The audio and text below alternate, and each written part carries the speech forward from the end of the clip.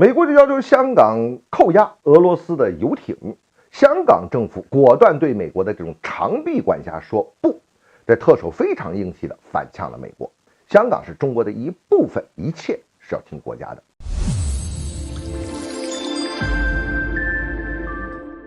欢迎来到张斌观察，我是张斌。美国是一直在盯着香港啊，最近又拿着毫不相关的俄罗斯游艇来抹黑香港，其目的就是破坏香港国际金融中心的地位的这个形象。表面上看，你是美国拿香港说事儿，是美国和香港地区之间的事情，但实际上呢，是美国和中国的博弈。有这么一艘俄罗斯的豪华游艇啊，前几天从这个海参崴到了这个香港，它的主人呢就是阿里克谢·莫尔达沙尔夫，他呢是俄罗斯比较有名的这个大富豪了，当然也是普京的好朋友了。俄乌冲突爆发以后，也就遭到了美国的这方面和西方的这个制裁。莫尔达沙尔夫名下呢有几条游艇，今年3月份在意大利那就被意大利给扣了一艘嘛，据说呢意大利准备没收。这次呢他没有随这个游艇到香港，所以估计这条游艇啊在香港也不会待多长时间。这美国试图颠覆香港的这个行为啊，惨败之后呢，他就一直盯着香港想搞点事儿。这次不就拿着游艇说事儿了吗？香港特首李家超先生对这件事做了明确的答复。他说呀，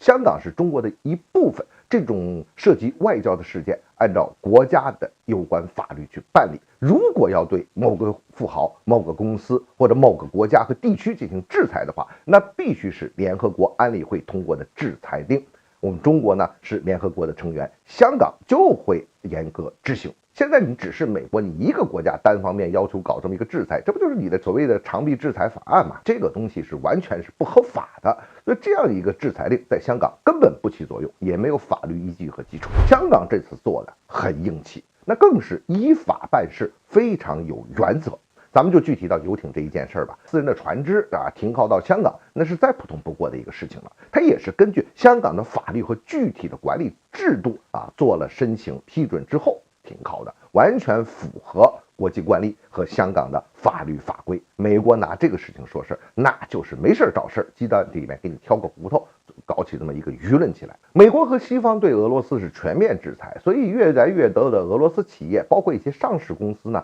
都在和香港接触，考虑呢转移一部分到香港地区。那美国人当然就了解这个情况了，所以呢就要拿这个莫尔达沙尔夫下手，杀鸡儆猴。要说美国知道不知道这事儿他自己会办不成呢？啊，说起来美国是当然应该知道了啊，可是呢不管这个事儿办得成办不成，只要这么做了，把这事儿给挑起来了，就能知道事端，操作舆论，抹黑香港，给香港增添所谓的负面影响。那日积月累的呢，就能削弱香港的国际金融中心的地位，这是美国的一个长期政策。我们中国呀，未来会面对更多的这样的事情，但是我们会坚持在联合国的框架之内，以公平公正的立场来解决各种冲突。香港特区依托着祖国，面向世界，坚持法治，保持稳定，才能有更强的影响力，才能让国际金融中心的地位更加巩固。